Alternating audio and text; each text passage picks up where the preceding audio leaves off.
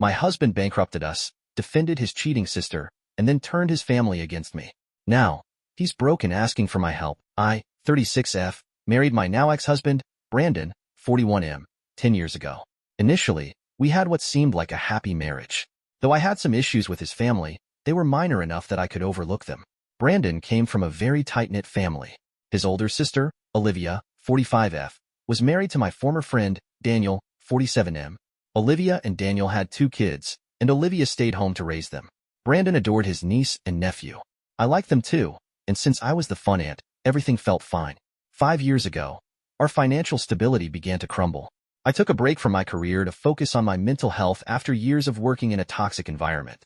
My former workplace had no work-life balance, and my bosses were dismissive of employee well-being. I was exhausted and needed a change. Brandon fully supported my decision to take a break. Our financial arrangement had always been clear. We kept our personal expenses separate but shared a joint account for household costs, groceries, and outings. Since he earned more, he contributed a larger amount, but we both put in the same percentage of our incomes. I had meticulously planned before stepping away from work, ensuring I had enough personal savings to cover my share. I never expected Brandon to finance my break, nor did I ask him to. He actually suggested it, but I declined. Our setup worked, and I saw no need to disrupt it. Brandon worked in a high-paying corporate job, so financial difficulties weren't something we should have faced. However, 3 months into my break, he started acting distant and irritable. He snapped at me over minor things, suggesting takeout, buying small personal items, or even mentioning going out. If I spent from the joint account, it was always for shared expenses, yet he reacted like I was depleting our resources. Even when I used my personal savings, money he had no control over, he became uneasy. This was completely out of character for him. In all our years together, he had never policed my spending. Sensing something was wrong, I confronted him.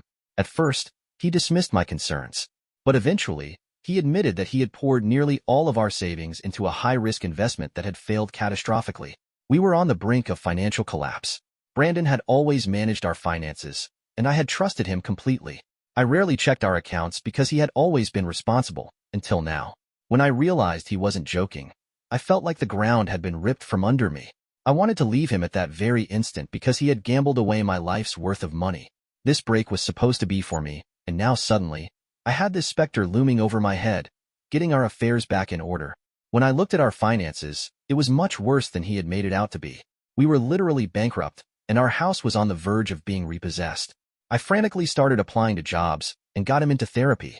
Luckily enough, I had a job offer within 3 days, and the perks were amazing. I knew I could slowly get us out of this and rebuild our wealth. I was still furious with him for betraying my trust, but there was so much to do that I didn't even have the time to yell at him.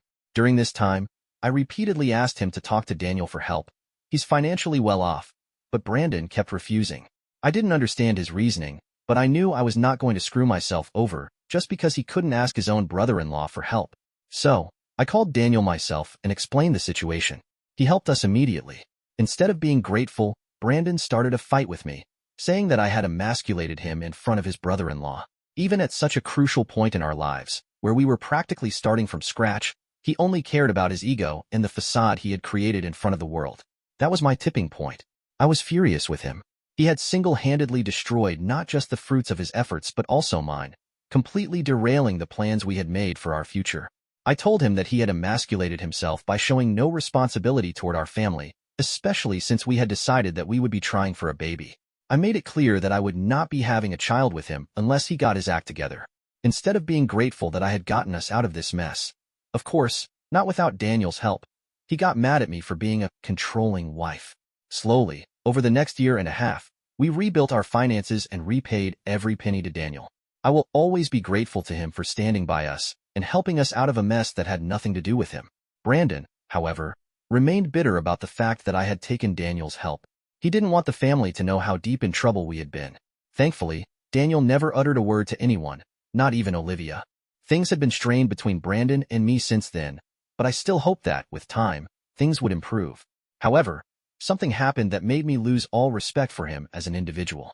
Once we were back on our feet, things got a little better, but during family gatherings, I could sense a strain between Olivia and Daniel.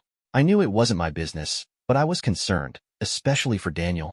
I expressed my concerns to Brandon and asked if he had noticed anything as well. He dismissed it, saying that I was overthinking and that nothing was wrong. 2 days later, I went to Olivia's house to drop off some cookies for the kids. They love my cookies, but she was behaving very oddly. She seemed to be in a hurry and wanted me to leave as soon as possible. I knew something was off, so instead of driving away, I parked my car down the street and watched.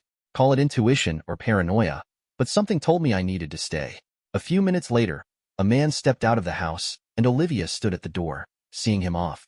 His cap was pulled low, and he slouched as if trying to stay unnoticed. Their body language told me everything.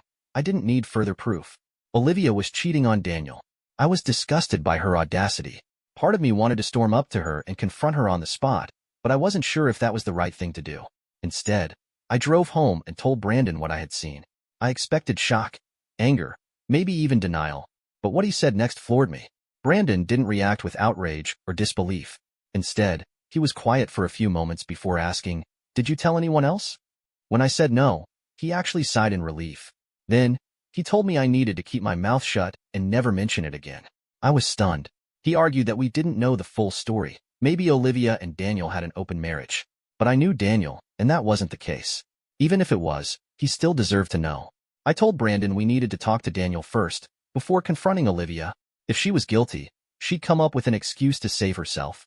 But Brandon resisted. He kept coming up with new and increasingly ridiculous reasons why we shouldn't tell Daniel. He said I had no right to meddle in other people's personal business, then claimed we didn't truly know what was going on in their relationship. For a moment, I almost wavered. My logical mind knew Olivia was cheating, but Brandon was manipulating me, playing on my emotions, making me doubt myself. That internal battle raged inside me for hours until I finally decided. I couldn't ignore the truth any longer. I had to do the right thing, no matter the consequences. But before telling Daniel, I wanted to warn Brandon about what I was going to do. To say he lost his mind would be an understatement. We had the biggest fight of our entire marriage, even worse than the ones during his financial mess. He screamed that I had no right to interfere in his sister's life. His aggressive defense of Olivia's infidelity was beyond alarming. And that's when a thought hit me. What would he do if I were the one cheating? I asked him that very question. His answer was telling. He said he wouldn't want someone else coming to him with accusations about his wife. That was all I needed to hear. A sick feeling crept up my spine. Was he defending Olivia so intensely because he was trying to justify something in his own life? I had a suspicion, solely based on his reaction, that Brandon was cheating. I had no proof, no concrete reason to doubt him, but the seed was planted. I drove over to Daniel's house, intending to have a confrontation with Olivia present, but unfortunately, she wasn't there. I told Daniel everything, and he broke down crying in front of me. He admitted that he had been having doubts about her fidelity but had no proof. He couldn't accuse her based on instinct alone. I told him I didn't have substantial evidence either. I had only seen Olivia flustered, and minutes later, a man had left the house. Logically, he could have been a worker, a friend, or anyone else, but my gut told me otherwise. Daniel thanked me for telling him, and that was it. For the next few weeks, there was no news about what was happening. Brandon and I were stuck in a cold war, but I didn't think he had told Olivia that I had discovered her affair, or that I had informed Daniel. However, Daniel dropped a bombshell one day. He and Olivia were getting a divorce. This came as a shock to my ex-mother-in-law and ex-father-in-law because no one had anticipated it. Olivia and Daniel had always been seen as the picture-perfect couple. It was a shock to everyone, except me, of course. Olivia was sullen and looked like she had been crying, but Daniel remained a true gentleman. He never revealed the real reason for their divorce, only stating that their relationship was beyond repair. A few days later, Olivia came to my house, screaming at the top of her lungs. That was when I knew Brandon had told her that I had informed Daniel. She cursed me and said things I wouldn't repeat, even in private. I kept my cool and told her that she had brought this upon herself. Blaming me wouldn't change anything. She was the one who had chosen to cheat, and she had to face the consequences of her actions. By that point, Brandon and I had stopped talking completely. Living in the same house as him became a daily mental strain. Gradually, Olivia and Brandon started turning the rest of the family against me. Olivia stopped her kids from seeing me, and Brandon told his mother that I had poisoned Daniel's mind with lies about Olivia. Overnight, I became the villain, and everyone was so focused on antagonizing me that they failed to see who the real problem was. I had finally had enough, and one day, I snapped. Brandon and I had been having trouble since his reckless financial decisions came to light, and with all this drama, I knew I wanted a divorce. Nothing he could ever do would make me respect him again. I couldn't picture myself living with someone who defended cheating. He was acting like a guilty man, and deep down, I feared that he was cheating on me too. But by then, I had mentally checked out of the marriage. Even if he had been having an affair, it wouldn't have really bothered me. That only further cemented my decision to get a divorce. I gathered the family together and told them the real reason behind Olivia and Daniel's divorce. I told them I had seen her with a stranger and had confided in Brandon, who had defended his sister to the bone. Nothing I said made him see reason. When I told Daniel the truth, the brother-sister duo retaliated by publicly maligning me. I also told them how horribly they had treated me throughout the ordeal and that I was done tolerating their mistreatment. To my surprise, even my ex-mother-in-law and ex-father-in-law defended their children. That was when I realized, without a shadow of a doubt, that this entire family was completely dysfunctional. I had been right all along to walk away from this toxic environment, for the sake of my mental health. When I publicly announced that I would also be filing for divorce, there was complete silence in the room. Brandon looked like someone had hit him with a brick. His eyes were wide with shock. I cannot describe the satisfaction I felt at that moment. I also told him that since he had such a close-knit family, he needed to move out of my house within 2 weeks because I was absolutely going through with this. His attitude shifted instantly. He started apologizing over and over, insisting that we could work things out. The truth is, we probably could have, but I didn't want to. He suddenly began trying to fix things, planning date nights, booking spa appointments, acting as if my issue was just a lack of attention. He completely missed the point. I had to sit him down and tell him plainly. I was leaving because I no longer respected him as a man. This wasn't something he could change. My decision was final. He struggled to accept it, but eventually, he had no choice. Brandon moved out, and our divorce was finalized soon after. Around the same time Daniel and Olivia separated. A few months later, I sold my house and moved to a different state for a better job opportunity. That was 3 years ago, and I haven't spoken to anyone from that family since. Daniel and I exchange messages occasionally, but nothing more. 2 days ago, I got a text from an unknown number. It was Brandon. He was crying hysterically, saying that letting me go was the biggest mistake of his life, and that he should have trusted my instincts from the start.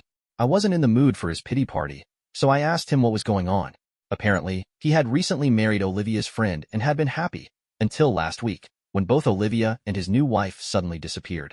At first, he thought something terrible had happened and called the police, but they later informed him that both women were safe and had explicitly requested no contact from him. In short, his new wife and Olivia had emptied his bank account and vanished together. For his sake, I hope they're just on vacation and will return. But if not, he's completely screwed. He sobbed like a child on the phone, and honestly, I wanted to laugh rather than comfort him. Call me heartless, but it is what it is. He dug this grave himself. I told him I was sorry for his situation, but didn't understand why he was dragging me into his personal mess. He went quiet for a while, and I knew I had delivered the blow I intended. Then he asked for my help tracking them down and for financial advice, since I had pulled him out of his last disaster. I shut that down immediately. I told him I wanted nothing more to do with him, and that his problems were now his alone. Then I hung up. I hate to admit it, but I feel a sense of satisfaction knowing he is finally facing the consequences of his actions. I am beyond relieved that I left him and have absolutely no regrets. He made me work so hard to rebuild our finances, only to prove to me that he had no moral backbone. That was what hurt the most. Had I known who he really was, I would have left the moment he confessed to his reckless financial decisions. But I stayed. I sacrificed. And for what? Nothing. That realization still stings, but at least now, his own choices are catching up to him. And the ultimate betrayal? Olivia, of all people, is the one who brought him down. Update 1. I couldn't help myself. I got curious and did a little digging. What I found left me speechless. Olivia and Brandon's wife, who, by the way, is barely out of college, booked an extravagant getaway to South America. They didn't just disappear quietly.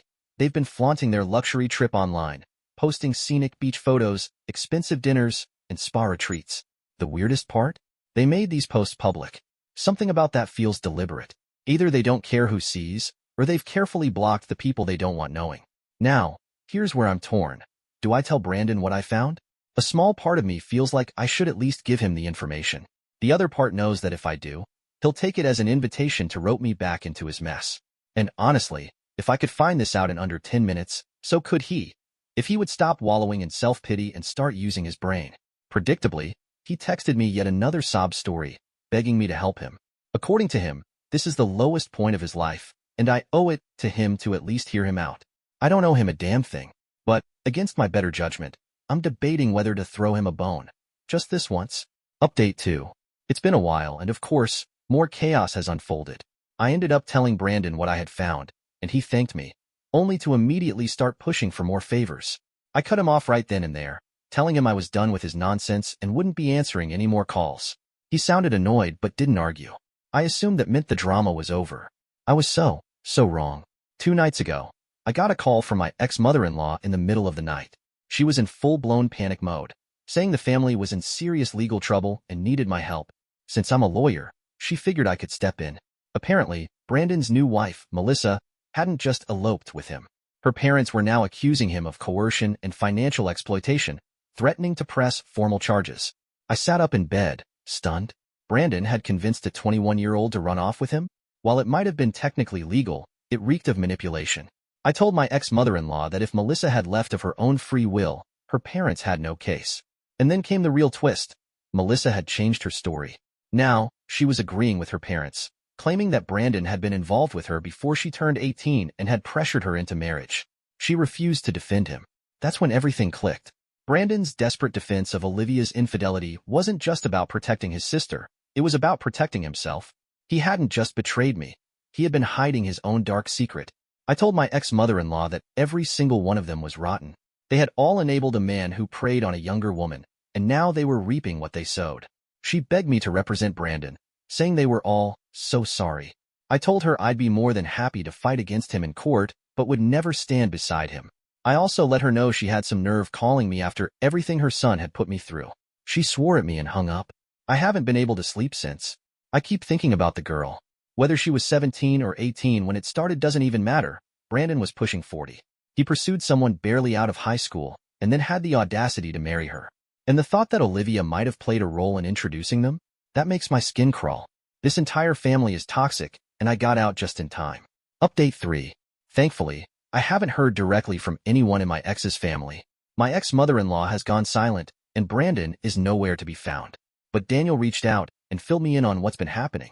Apparently, Olivia and Melissa returned home within a few weeks, and that's when Melissa flipped her story completely. She claimed Brandon had pressured her into marriage and that she wanted out. Her parents doubled down and threatened legal action.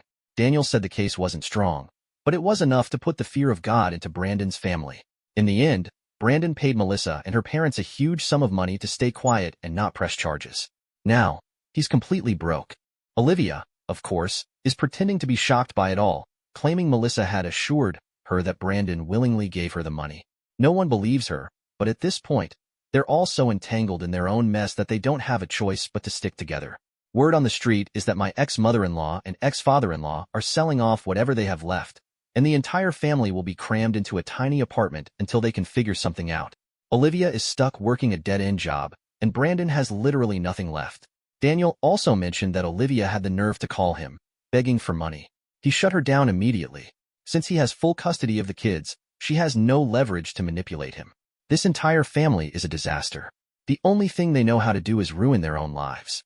Looking back, I wish Brandon had actually been convicted of something because I know deep down that he's capable of doing this again. He's a predator, a liar, and a disgrace. If there were a way to put him behind bars, I'd do it in a heartbeat. But for now, sharing a tiny, cramped apartment with his parents and sister is a punishment in itself. I have them blocked on everything, and I truly hope this is the last time I ever have to hear about them. Their endless cycle of dysfunction is exhausting, and I want nothing to do with it. I just want peace. And for the first time in years, I finally have it.